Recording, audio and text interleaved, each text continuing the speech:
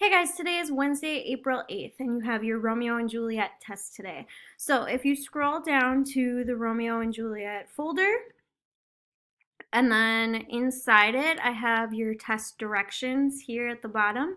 So first click on that. It should bring up this direction sheet.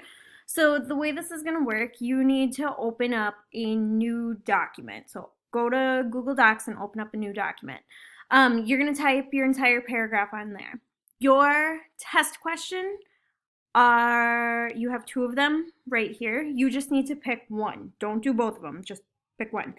Make sure that you have at least 3 pieces of cited evidence that go along with whatever your answer is to make sure that you're answering the question. Your evidence needs to be cited. So remember, when you're citing your evidence, you have to do the act, the scene, and then the lines. It should be in parentheses with periods separating them. So your questions are, who is to blame for the deaths of Romeo and Juliet? If you choose this one, your topic sentence should directly answer that question. So like, whoever is responsible for the deaths.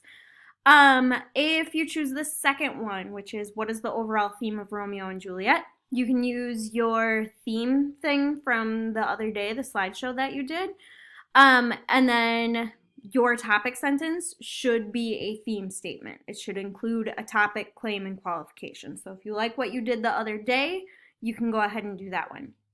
Underneath this, I have formal paragraph format for you in case you need some help with that. If you need theme statement notes, if you forgot what all of that is about, there is a cheat sheet link right here, so you can use that if you want to. You guys are going to be turning this in on turnitin.com. So if you go and look at Schoology, back in the Romeo and Juliet folder, you're going to be turning it in right here where it says Romeo and Juliet test, and it'll have this weird little icon next to it. That's because you're turning it in through, you'll turn it in here on Schoology, but it'll go through turnitin.com. Turnitin.com is a plagiarism checker. So this is going to be looking for plagiarism either found on the internet. So if you take anything from the internet, it's going to be highlighted and alerted. It also checks for other students in the school, as well as other students in other schools who also use Turnitin. So please make sure that you're doing your own work on this, because it's going to highlight for me whatever is not actually your own writing, and it'll show me if you're doing your own work or not. So let's just avoid that messiness and do your own work.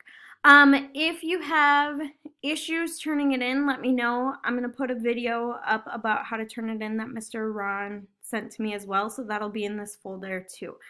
Make sure that you do your best. You can use your books. Obviously, you can use any notes that you have, but just make sure that you're doing your own writing. If you have questions, let me know. Otherwise, good luck on the test.